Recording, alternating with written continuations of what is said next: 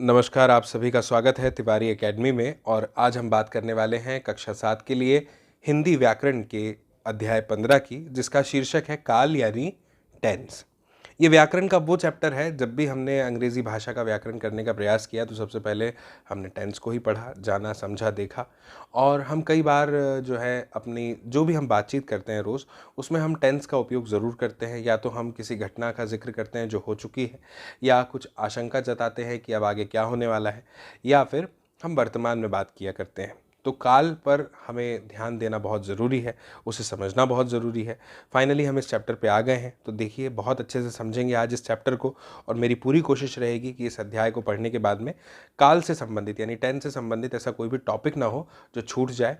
अगर ये आप बहुत अच्छे से आज वीडियो देखेंगे, समझेंगे, तो हर प्रश्न का उत्तर देने में आप सक्षम होंगे परीक्षा में आए हुए इससे संबंधित। ठीक है, तो चलिए फिर शुरू करते हैं। और सबसे पहले देखिए स्क्रीन पर क्या लिखा हुआ दिख रहा है आपको। सबसे पहले लिखा है कि निम्नलिखित वाक्यों को ध्यान से पढ़िए। मैं बहुत ध्यान से पढ़ूंगा, आप सुनिएगा। पहला वाक्य लिखा है लाल बहादुर शास्त्री भारत के प्रधानमंत्री थे। दूसरा वाक्य लिखा है प्रणव खेल रहा है। तीसरा वाक्य लिखा है आयुष कल आगरा जाएगा। अब इन वाक्यों में कुछ शब्द ऐसे आ रहे हैं जो हमें इस बात का बोध करा रहे हैं कि ये वाक्य कौन से काल के हैं। जैसे लाल बहादुर शास्त्री भारत के प्रधानमंत्री थे, जब मैं कहता हूं तो आप समझ जाते हैं कि यहाँ पे ये जो थे शब्द आया है, पद है, ये हमें इसके भूतकाल में होने का जो है वो संकेत दे रहा है कि यह जो है पुरानी बात कर रहा हूं मैं आपसे, जो हो चुकी है। इसके बाद में ऐसे ही प्रणव खेल रहा है, जब मैं कहता हूं तो रहा है का मतलब होता है कि अभी भी क्रिया चल रही है, यानी ये वर्तमान की बात हो रही है। ऐसे ही मैं कहता हूं कि आयुष कल आगरा जाएगा, तो यहाँ पे ये जो जाएगा है, गा है जो लगा है, इससे पता चल जाता है जाएगा शब्द से कि ये जो है भविष्य की बात मैं कर रहा हूँ आपसे। तीनों काल तीनों वाक्यों के द्वारा जो है वो पहचान में आ गए तीनों शब्दों से। तो यहाँ पे हमें यही बताया गया है कि उपर्युक्त वाक्यों में क्रिया के होने के अलग अलग कालों यानी समय का बोध हो रहा है। और इससे हमें समय के 3 रूपों का ज्ञान होता है, इसलिए समय काल को 3 भागों में बांटा जा सकता है। अब अगर कोई आपसे कहे कि बताइए इसकी परिभाषा कैसे देंगे, तो परिभाषा आप इस तरह से दीजिएगा कि क्रिया के जिस रूप से उसके होने का समय पता चलता है उसे काल कहते हैं। ध्यान रखिएगा, वह क्रिया का रूप होता है जो हमें बताता है कि वह कब हुई, या कब हो रही है, या कब होगी। इसलिए यहाँ पे ऐसा लिखा है कि क्रिया के जिस रूप से उसके होने के समय का पता चलता है उसे हम क्या कहते हैं, काल कहते हैं। ठीक है, आगे लिखा है काल के भेद। कितने भेद हैं? 3 भेद हैं। एक है वर्तमान काल यानी प्रेजेंट टेंस, एक है भूतकाल यानी पास्ट टेंस, एक है भविष्यत काल यानी कि फ्यूचर टेंस। ठीक है, तो अब सबसे पहले हम देख लेते हैं वर्तमान काल को। क्रिया के जिस रूप से उसके वर्तमान में होने का पता चलता है उसे हम वर्तमान काल कहते हैं। कई सारे उदाहरण हैं, जैसे कि प्रणव गाना गा रहा है, प्रकाश गेंद खेल रहा है, अंशु स्वेटर बुन रही है, श्रेया पुस्तक पढ़ रही है। अभी भी क्रिया हो रही है, इसका ये हमको यहाँ से पता चल जा रहा है ना। ठीक है, उपर्युक्त वाक्यों में क्रियापदों से कार्य के वर्तमान समय में होने का बोध होता है, इसलिए इन्हें वर्तमान काल की क्रियाएं कहते हैं। अब देखिए वर्तमान काल के भी कुछ भेद हैं, कुछ प्रकार हैं। एक है सामान्य वर्तमान काल, एक है अपूर्ण वर्तमान काल, एक है संदिग्ध वर्तमान काल। तीनों को अच्छे से समझते हैं। अगर सबसे पहले बात करें सामान्य वर्तमान काल की, ये क्या होता है, तो समझिएगा कि जो क्रिया वर्तमान में सामान्य रूप से हो रही है, होती है, उसे सामान्य काल कहते हैं, जो सामान्य रूप से होती है। जैसे पंकज गाना गाता है, इसमें ता लगेगा, ये बात ध्यान रखिएगा। सामान्य वर्तमान काल में जो क्रिया है उसके अंत का जो अक्षर है, जो वर्ण है, वो ता है, ती है, ते है, ऐसा होगा। मैं विद्यालय जाता हूँ, वह कहाँ जाता है, गाय दूध देती है, ये सामान्य क्रियाएं हैं। ठीक है, इसके बाद है अपूर्ण वर्तमान काल, मतलब जो क्रिया वर्तमान में हो रही होती है यानी क्रिया संपन्न नहीं हुई है, उसे ही तो हम अपूर्ण कहेंगे। यानी अभी हमें कन्फर्म ही नहीं हुआ है कि ये कब तक और चलेगी, अपूर्ण है, अभी भी हो रही है। जैसे इसके उदाहरण देखिए, लिखा है कमल गाना गा रहा है, कब तक गाएगा पता नहीं। नेहा मंदिर में प्रार्थना कर रही है, मैं विद्यालय जा रहा हूँ, गाय घास खा रही है। ये सारी क्रियाएं अपूर्ण हैं, अभी भी चल रही हैं, इसलिए अपूर्ण है। तो गा रहा हूँ, जा रहा है, कर रही है, खा रही है, ये क्रियाएं वर्तमान काल में हो रही हैं, ये अभी पूर्ण नहीं हुई, इसलिए ये अपूर्ण वर्तमान काल की क्रियाएं हैं। ठीक है, ये भी समझ में आ गया। इसके बाद है संदिग्ध वर्तमान काल। संदिग्ध का मतलब क्या होता है, आशंकित। जैसे जिस क्रिया से यह पता चले कि कार्य वर्तमान समय में हो रहा है परंतु उसके पूर्ण होने में संदेह है, पता नहीं पूरा होगा कि नहीं। संदिग्ध वर्तमान काल कहते हैं। जैसे प्रणव नाश्ता कर रहा होगा, हम एक आशंका व्यक्त कर रहे हैं, हम एक ऐसा, इसको आशंका से भी नहीं कहेंगे, इसको कहेंगे हम एक संभावना व्यक्त कर रहे हैं कि हाँ प्रणव नाश्ता कर रहा होगा, अंशु खाना बना रही होगी, नेहा पढ़ रही होगी, बच्चे खेल रहे होंगे, इस तरह से। मानसी सो रही होगी, रहा होगा, रही होगी, रहे होंगे, खेल रहे होंगे। इन क्रियाओं के होने में संदेह है, यह संदिग्ध वर्तमान काल की क्रियाएं हैं। ठीक है, अब इसके बाद में है भूतकाल। अब हम भूतकाल की बात करेंगे, यानी पास्ट टेंस की। तो समझिएगा कि क्रिया के जिस रूप से कार्य के हो जाने का पता चलता है उसे भूतकाल कहते हैं। कार्य हो गया मतलब बात भूतकाल की हो गई। जैसे आलोक हैदराबाद गया था, युवक ने गीत गाया था, नेहा विद्यालय गई, अंशु जाग रही थी, इस तरह से। तो परिभाषा क्या देंगे? बीते हुए समय को भूतकाल कहते हैं। क्या भूतकाल के भी कुछ भेद हैं जैसे वर्तमान काल के थे? बिल्कुल हैं, भूतकाल के भी भेद हैं।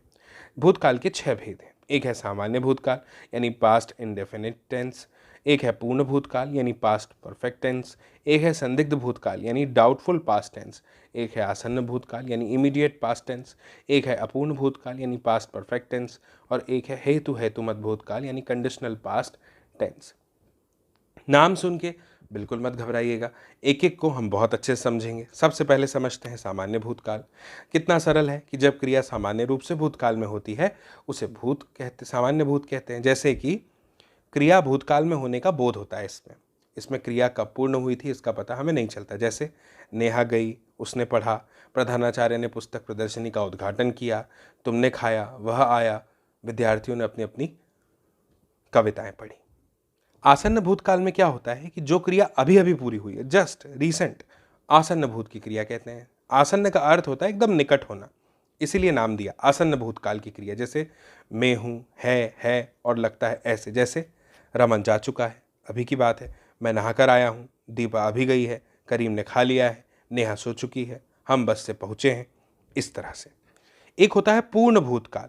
जैसे क्रिया के जिस रूप से पता चल जाए ना कि कार्य भूतकाल में पूरा हो गया था, उसे पूर्ण भूतकाल कहेंगे। जैसे कहेंगे मैंने कहानी लिखी थी, उसने पुस्तक खरीदी थी, अर्जुन ने जयद्रथ को मारा था, अध्यापिका ने कविता पढ़ाई थी, ये काम पूरे हो गए, पूर्ण भूतकाल। गांधी जी ने सत्याग्रह आंदोलन चलाया था। इन वाक्यों की क्रियाओं लिखी थी, मारा था, खरीदी थी और चलाया था से उनके भूतकाल में पूर्ण हो जाने का पता चलता है। ये पूर्ण भूतकाल की क्रियाएं हैं। एक होता है अपूर्ण भूतकाल। अब आप कहेंगे कि भूतकाल में भी अपूर्ण शब्द कैसे आ गया, जबकि वो तो पास्ट है, तो पता चल ही गया होगा कि पूरा हुआ कि नहीं, फिर अपूर्ण क्यों? तो समझिएगा कि क्रिया के जिस रूप से ये पता चले कि क्रिया भूतकाल में हो रही थी लेकिन अभी उसकी समाप्ति नहीं हुई, उसे अपूर्ण काल कहते हैं। उदाहरण से समझिए, जैसे लड़के खेल रहे थे, मैं जब उस जगह से गुजरा तो वहाँ लड़के खेल रहे थे, अब अभी भी खेल रहे हैं कि नहीं ये नहीं पता, इसलिए। नीता आ रही थी, परीक्षा चल रही थी, सूरज डूब रहा था, पवन सो चुका था और मोहन चला गया था। खेल रहे थे, आ रही थी, चल रही थी, रहा था, सो चुका था, चला गया था। इन क्रियाओं से कार्य के अतीत में आरंभ होकर अभी पूरा न होने का पता चलता है। ये अपूर्ण भूतकाल की क्रियाएं हैं, स्पष्ट है। इसके बाद में देखिए क्या लिखा है, संदिग्ध भूतकाल। अभी संदिग्ध भूतकाल क्या है समझिएगा। क्रिया के जिस रूप से भूतकाल का बोध होता है यानी पास्ट का, लेकिन क्रिया का यानी कार्य के होने में अभी संदेह है, उसे संदिग्ध भूतकाल कहते हैं। अब आप कहेंगे डाउट है मतलब? जैसे मनोज आया होगा, तुमने रामायण पढ़ी होगी, छात्रावास में छात्र सो गए होंगे, नेहा ने खा लिया होगा। इन वाक्यों की क्रियाओं आया होगा, पढ़ी होगी, सो गए होंगे, खा लिया होगा, भूतकाल में काम के पूरा होने से संदेह है, अतः यह संदिग्ध भूतकाल की क्रियाएं कहलाती है। इसके बाद है हेतु हेतुमद भूतकाल। इसमें क्या है जिसे देखो समझना ध्यान से।